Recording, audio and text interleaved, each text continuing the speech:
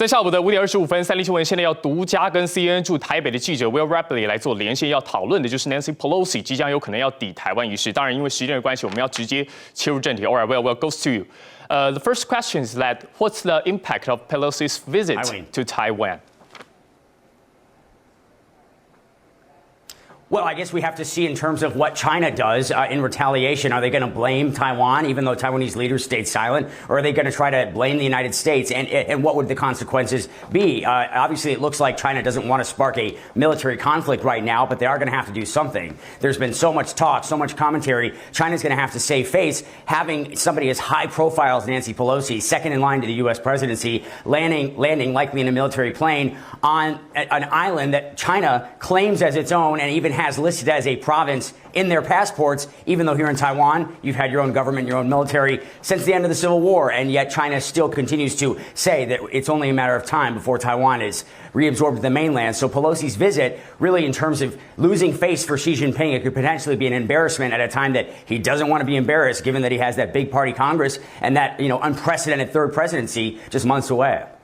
好，刚刚 Will 呢，我问他的事情是您怎么看待这个裴洛西访台之后的后续影响？当然 ，Will 回答我的事情是呢，最主要还是要看中国接下来对台湾有哪些动作。因为您可以看到，近期呢，其实有很多的军事动作，中国陆续的都在上演。尤其就在裴洛西即将要访台这个消息传出之后，所以 Will 刚刚他其实也提到了，在裴洛西到底会不会访台？当然，现在目前还是未定之天。但是最近呢，中国的确已经有一些动作，尤其在于习近平他接下来的这个第3任期，在接下来的20大要即将来临。那美国现在这个动作当然会让习近平有一些尴尬，但是还是主要要看习近平以及中国的动作对于台湾来说，也就是我们刚刚所问到的对台湾的后续影响。Okay, well, and our second question is that will this kind of visit will become a new normal for U.S. politicians? Well, I mean, in some ways, it has been pretty normal for U.S. politicians, members of Congress, to travel here with delegations and see the situation on the ground. And it is an important thing from the Taiwanese government's perspective for American lawmakers to come here and to see and experience and get a feel for what life is like here in Taiwan, the world's only Chinese-speaking democracy. Because the thought is that those U.S. lawmakers will take what they learn here in Taiwan back to Washington, and it might help just make them shape policy and make major decisions if down the road there is a piece of legislation that involves Taiwan and the United States needing to send some help to Taiwan or do something regarding Taiwan. The more lawmakers that have been here, perhaps the more knowledge they would have and the better decision they might make. But to have somebody of Nancy Pelosi's level, the Speaker of the House, she is basically, if it's not the Vice President, Nancy Pelosi would be next in line to become President of the U.S. if something were to happen to President Biden. And so that high level of a visit, I don't think we could ever really call it normal, just given that all the security and logistics that have to go into it, the cost, both in terms of manpower, hours, the financial cost as well, and potentially the political cost, depending on what happens with Beijing and Xi Jinping and China. So it's not necessarily going to be normal for somebody like Pelosi to visit, but it is probably going to be sending a message to other U.S. lawmakers, who want to see what's happening here in Taiwan, that they should do it.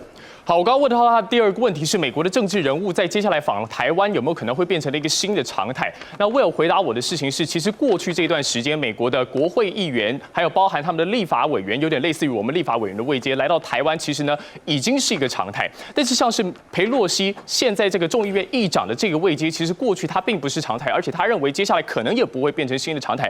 最主要的原因就是因为美中现在目前的关系。当然，美国的政治人物来到台湾，学习有一些有关于民主的一些策略。回到美国去，给美国的当地人来做新的这个立法的一个基石，这件事情还是可能是一个过去的常态，而且会持续延续下去的。And our last question is that what's the red line for the U.S. when it comes to China's provocation toward Taiwan? For example, if the PLA just sent a warplane to fly over Taiwan, what kind of reaction could be expected from the U.S.?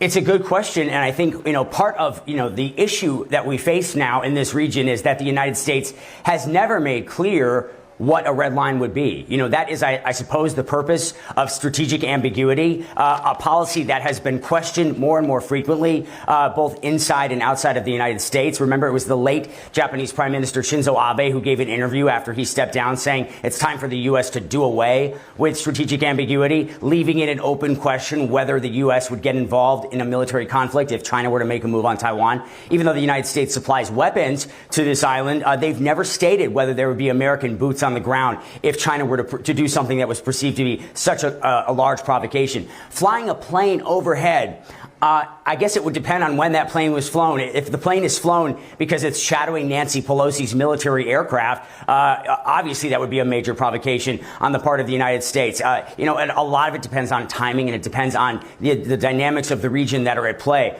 But there are a growing number of people who think it's time for the United States to set more of a clear red line about what it would do if China were to cross over and to do something, as a provocation towards Taiwan. Because, we have those statements from President Biden that then were walked back by the White House. A lot of mixed signals, a lot of confusion. And frankly, during such a tense moment, politically, geopolitically, militarily, as we are in this region, in this part of the world right now, particularly with the cross-strait issues, confusion is not going to be helpful. There needs to be clear knowledge of what's going to happen.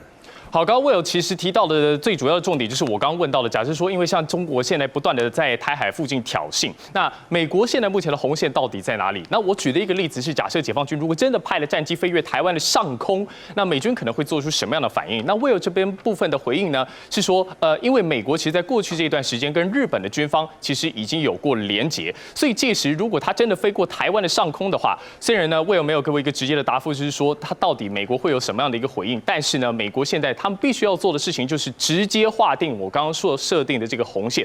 那当然包含了一些航空母舰，在这一次的这个裴洛西来台湾，甚至呢在整个亚洲行，美国呢其实已经布局了航空母舰以及打击群来做保护。所以呢，接下来这段时间当然还是有很多的未定之天。但是呢，裴洛西究竟会不会访台，以及美国还会有什么样的动作，这些还是我们要持续观察的。All right, well, that's our conversation, and thanks for having you and me. Appreciate.